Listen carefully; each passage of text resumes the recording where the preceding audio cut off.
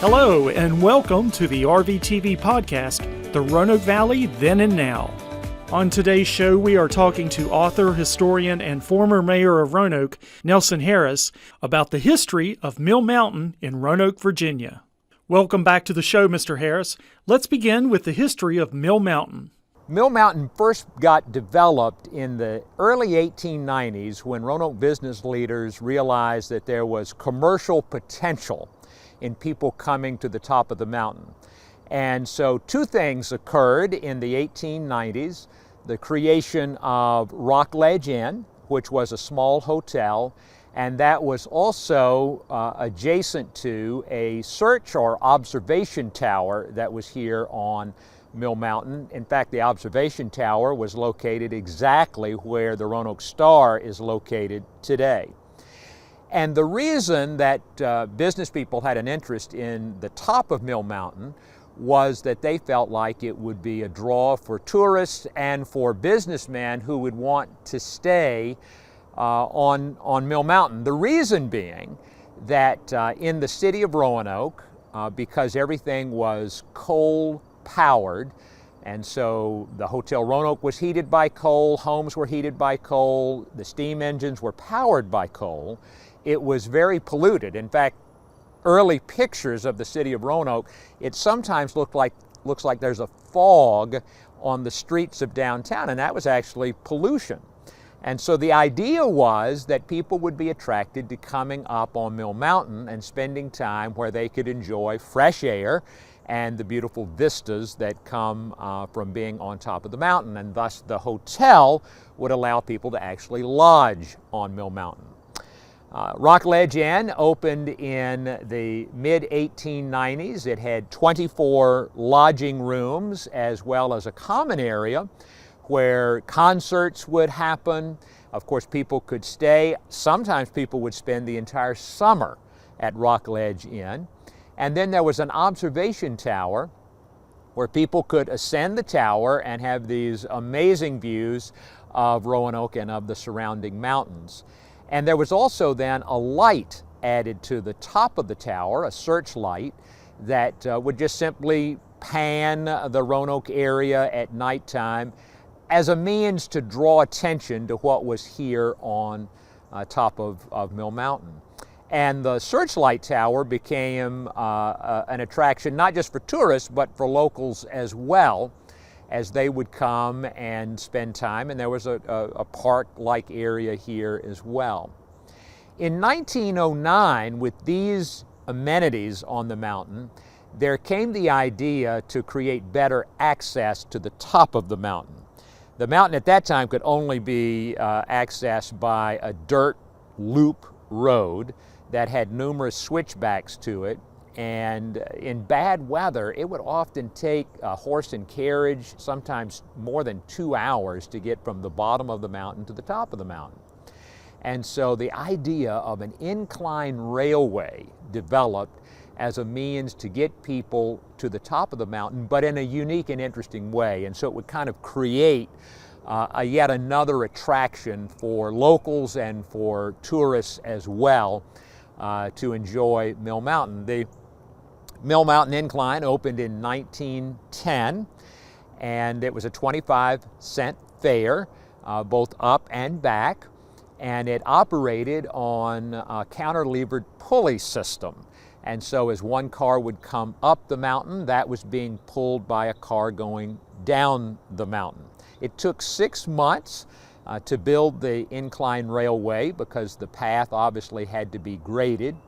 And then at the top of the mountain, at the Search Tower, was a gift shop, and today you can find in antique stores or online the old penny postcards about the incline that help promote the attraction. Well, the incline had 20,000 visitors, riders, its first year, and it only operated during the spring, summer, and fall, did not operate during the winter as the tower and Rockledge Inn were closed as well.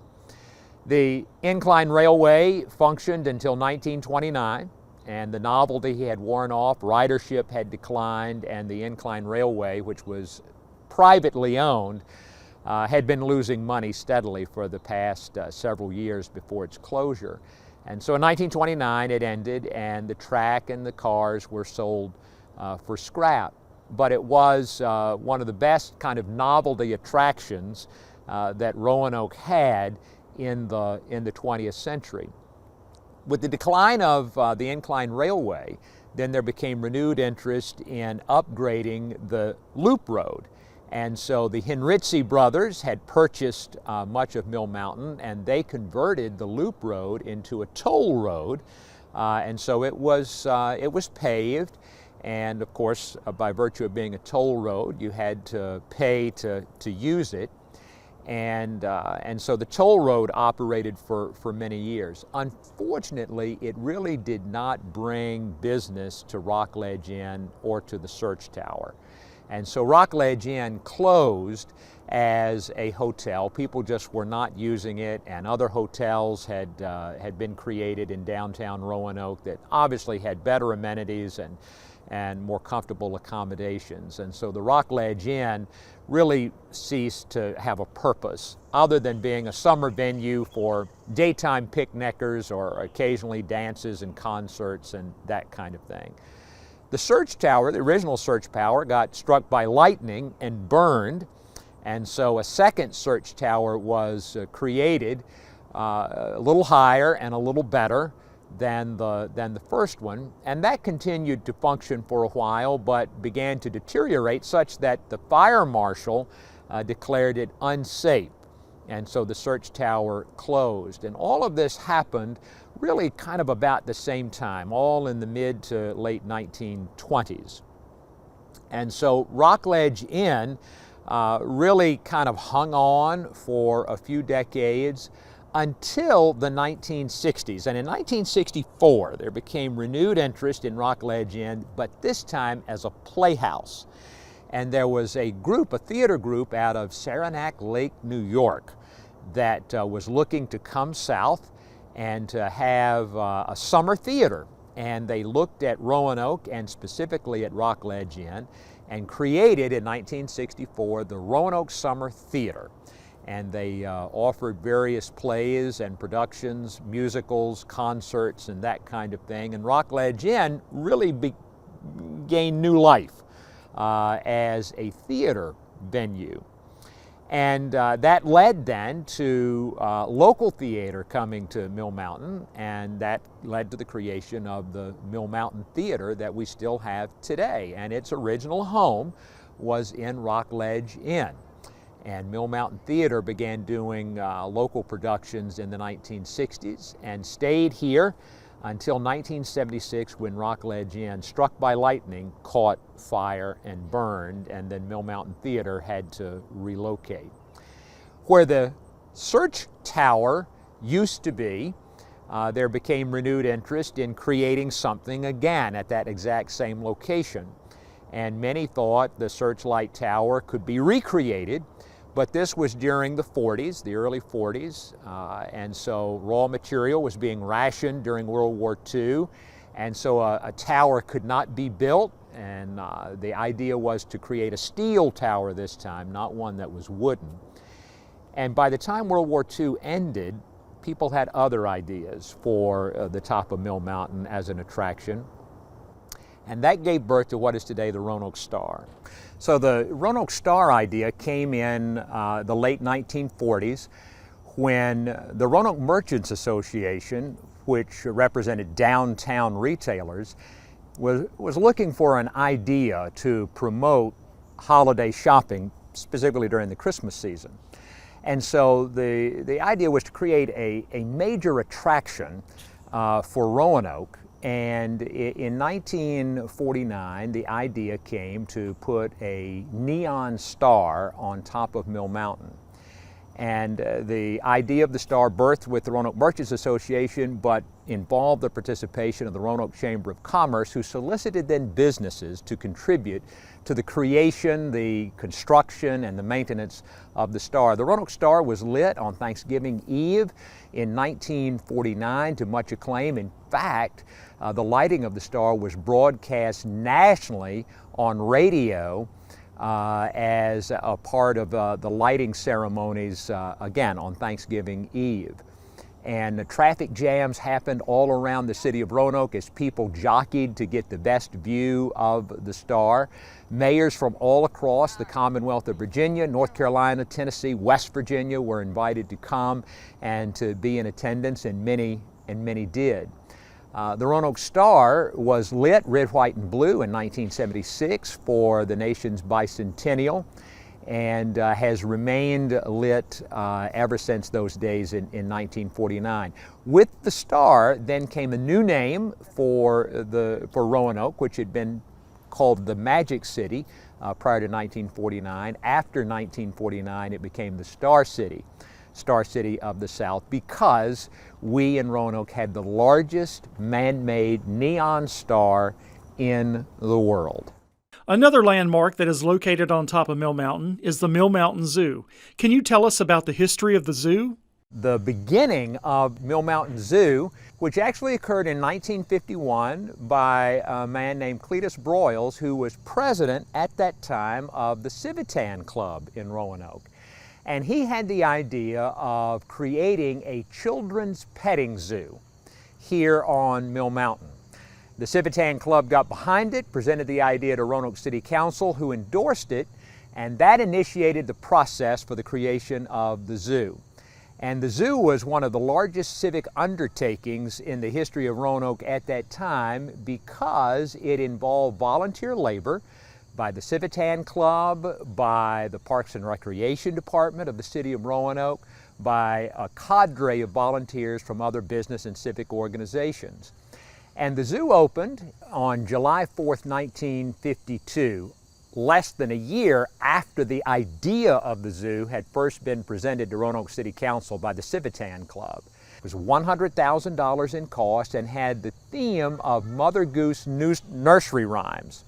And the Mother Goose nursery rhyme theme was common for children's petting zoos in the nation at that time. And so there were all kinds of exhibits that in some way or another displayed an animal that was connected with a particular nursery rhyme. So, for example, there was the story of the three little pigs that obviously had a pig exhibit. One of the favorite exhibits was the prairie dogs, and they had actually been donated by the Civic Club in Lubbock, Texas. And so when the zoo opened, it opened from Memorial Day to Labor Day. That was its season.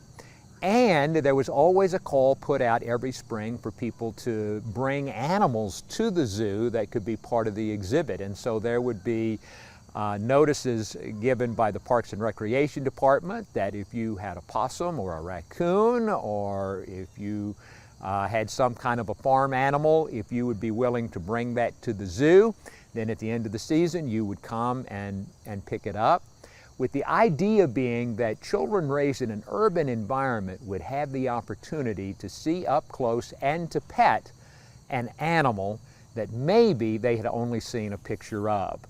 And so the zoo became very popular. On its first season, during its first season, it had 84,000 paid admissions. Having been a lifelong Roanoker, one of my personal memories of coming to the zoo when I was a child was the entrance. The entrance, you came into the zoo by going through a shoe. And so it was the old lady who lived in a shoe. She had so many children, she didn't know what to do. Again, keeping with the Mother Goose nursery rhyme. And so I can remember walking up the path, coming to the zoo. You saw the shoe and you knew that you were getting really close. And so that was one of my best memories of entering the zoo when I was a child. One of the main attractions that was here for many years was Ruby the tiger. And so that brought a lot of attention to the zoo, because obviously having a tiger was creating an exhibit or bringing an animal to the zoo that had never been here before. Also, there was Frump Frump, who was an elephant that was here at the zoo. Ringling Brothers Circus had come to Roanoke, and before they left, they had an elephant that they wished to donate to the zoo, and they did. And Frump Frump stayed here for a season or two, actually, unfortunately, passed away while being a part of the exhibits here, and is buried somewhere here on the top of Mill Mountain. one of the main attractions of the Children's Zoo on Mill Mountain in its early days and still today was actually not an animal, but what we call the Zoo Chew. And the Zoo Chew was maintained and operated by the Roanoke JCs as a fundraiser for their various civic projects. And so when people came to the zoo, they could see the animals, and they could also then take a train that went the perimeter of the 7.5-acre zoo, again, at that time in the mid 1950s. The zoo really became part of a larger body of attractions here on the top of Mill Mountain, because by the time the zoo opened, the Roanoke Star was in existence, and the Star Overlook then came shortly thereafter. And by the 1960s, the Blue Ridge Parkway had been given access to the summit of Mill Mountain, and so that brought even more attention and visitors to the Children's Zoo on Mill Mountain. Today, the zoo operates an endangered species program and has animals that are not native to this part of Virginia, and so the mission and the exhibits of the zoo have greatly expanded since those early days in the mid-1950s. Well, thank you, Nelson Harris, for joining us today and educating us about the history of Mill Mountain and Mill Mountain Zoo. And thank you for listening to the RVTV podcast, The Roanoke Valley Then and Now. If you like this episode, be sure to subscribe to our YouTube channel and follow us on Facebook and Instagram. And we'll see you next time.